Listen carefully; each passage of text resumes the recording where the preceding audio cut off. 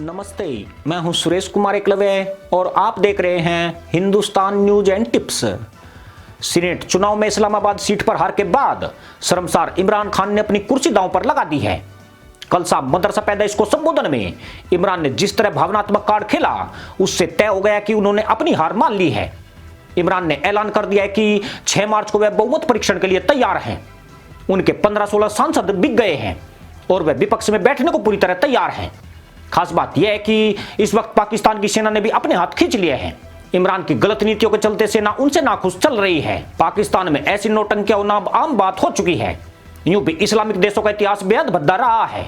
यहाँ गद्दी के लिए संघर्ष में ऐसे नजारे किसी को नहीं चौंकाते हैं, परंतु इमरान खान ने अपनी घरेलू राजनीति में भारत को घसीटकर फिर से साबित किया है कि बिना भारत का नाम लिए इन जाहिलों का सजदा पूरा नहीं होता है। इमरान ने एक ऐसा दावा किया जिससे उनके अल्पज्ञान और बकलोली मुल्ला प्रवृत्ति का आभास होता है।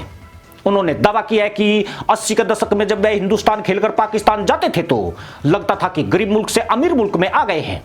साथ में उन्होंने यह कहकर भी तशरीफ बजाने का प्रयास किया कि पाकिस्तान के राष्ट्रपति को अमेरिकी राष्ट्रपति एयरपोर्ट पर लेने आया था, तब पाकिस्तान बहुत ऊपर जा रहा था। इमरान ने ऐसा कहकर जाहिल और भिखारी पाकिस्तानियों को गद्दी या नर्तक कराने की कोशिश की है, पर उनके दावे में कितनी सच्चाई है उसे गंवार पाकिस्तानी नहीं जानते हैं। आमीन या इंशाअल्लाह बोलने से मामला रफा दफा नहीं होता है। अगर ऐसा होता तो आज मदरसा मुल्क जैतून के तेल की बोतल लिए नहीं घूम रहा होता। इसलिए इमरान के इस दावे की हकीकत जानना भी जरूरी है। इमरान ने दावा किया है कि 1985 तक भारत पाकिस्तान के मुकाबले गरीब मुल्क था, जबकि वास्तविकता इससे पूरी तरह अलग है।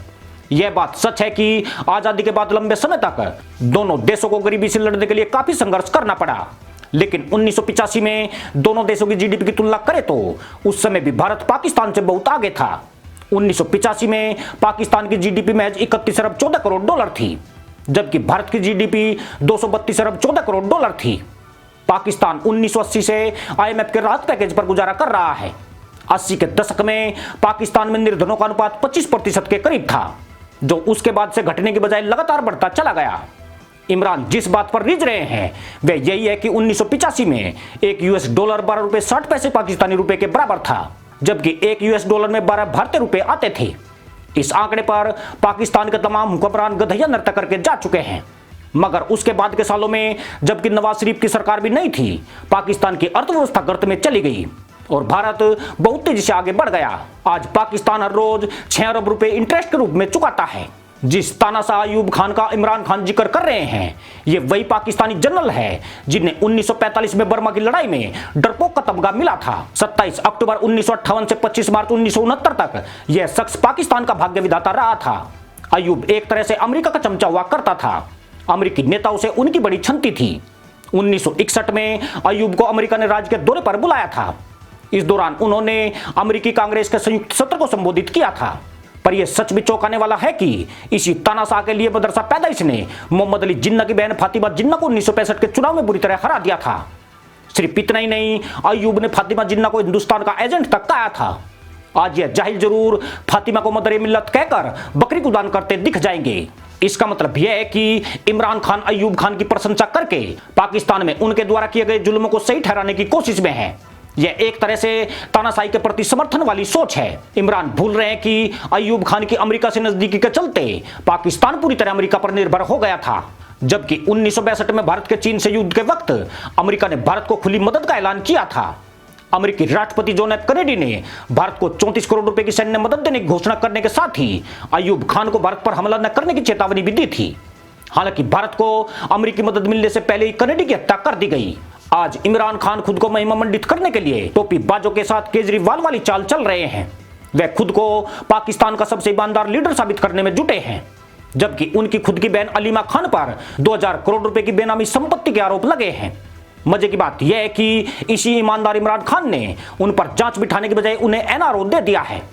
इमरान सरकार ने यह जानने की कोशिश नहीं की कि उन्होंने यह बेनामी संपत्ति कैसे बनाई है। सिर्फ इमरान की बहनी शक के दायरे में नहीं है, बल्कि खुद इमरान खान की पार्टी PTI पर भी विदेशों से मिले फंड में घालमेल के आरोप लगे हैं, जिनकी सुनवाई पाकिस्तानी अदालत में चल रही है। पर सबसे बड़ा सवाल यही है कि इमरान खान पाकिस्तान में गद्दी के संघर्ष को तेज क्यों कर रहे हैं?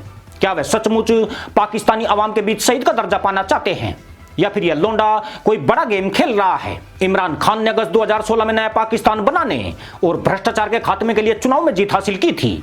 अब उनके कार्यकाल को 3 साल पूरे होने वाले हैं, मगर आज तक वह नया पाकिस्तान तो छोड़िए, उन्होंने उस पाकिस्तान का भी गुड़गोबर कर दिया जिसमें मुल्ला जी बांग देकर तहमद लहराकर चलता था। आजकल यह भिखारी देश तहमद फ्री हो गया है। 3 साल तक चोर चोर चिल्लाने के बावजूद भी इमरान खान एक भी चोर को नहीं पकड़ पाए हैं। उन्होंने जिन नेताओं पर धन लूटने का आरोप लगाया था, तमाम जांच के बावजूद उनके पास ढेला तक नहीं मिला है। ऐसे में इमरान खान खुद को झूठा होने से बचाने के लिए नए पैतरे को आजमाना चाहते हैं। इमरान जानते हैं कि जो काम वह 3 सालों में नहीं कर पाए वह आने वाले 2 सालों में नहीं हो पाएगा। ऐसे में अगले चुनाव में उनका सुपड़ा साफ होना लाजमी है। इसलिए भलाई इसी में है कि खुद को राजनीतिक शहीद करा लिया जाए, जिससे जाहिल जनता को भरमाकर उनसे और वक्त मांगा जाए, यानी भ्रष्टाचार और नया पाकिस्तान का मुद्दा भी जिंदा रहे, उनकी गद्दी भी पक्की हो जाए। खास बात यह है कि जिस पाकिस्तान आर्मी की बदौलत इमरान खान देश के पीएम बने थे, इस वक्त उसका भरोसा भी इमरान के ऊपर से उठ गया है। उनके द्वारा सेना के खिलाफ कई विवादास्पद बयान दिए गए। साथ ही उन्होंने अंतर्राष्ट्रीय मंचों पर पाक सेना और आतंकियों के रिश्तों को खुलेआम स्वीकार कर लिया। सिर्फ इतना ही नहीं, उन्होंने सेना पर दबाव डाला कि सीपैक के भ्रष्टाचार में लिप्त पाए गए जनरल असीम सलीम बाजवा को पद से हटा दिया जाए। इससे भी सेना इमरान खान से चिढ़ गई। कहने वाले तो यह भी कहते हैं कि इमरान खान भी खुद सरकार गिराने का फैसला कर चुके हैं, मगर बड़ी दिक्कत यह है कि अब अपोजिशन ही सरकार गिराना नहीं चाहता है। दरअसल पाकिस्तान जितने बुरे दौर में पहुंच गया है, उसके लिए कोई भी नेता यह जिम्मेदारी संभालने को तैयार नहीं है। इमरान ने पाकिस्तान को पूरी तरह चौपट बना दिया है और कोई भी नेता प्रधानमंत्री बनकर आग से नहीं खेलना चाहता है। पाकिस्तान को कठिन हालातों से निकालना एक बहुत बड़ी चुनौती है। इससे जूझने की कुव्वत किसी भी पाकिस्तानी लीडर के पास नहीं है। यानी इमरान जाना भी चाहता है, मगर वह बुरी तरह से फंस चुके हैं। ऐसे में देखने वाली बात यही होगी कि 6 मार्च को होने वाला विश्वास मत इमरान में विश्वास दिखाएगा या फिर जनरल कमर जावेद बाजवा स्थिति का फायदा उठाकर कोई दूसरा गेम खेल जाएंगे। यूं भी बर्बाद और घिसा पिटा पाकिस्तान पूरी तरह भारत के हित में है। यह सिर उठाएंगे तो फिर से जरूर कहेंगे दुनिया उनके तहमदों की मच्छरदानियां बनाया करती थी। इसी के साथ अनुमति दोस्तों, जय जवान जय किसान जय हिंद वंदे मातरम।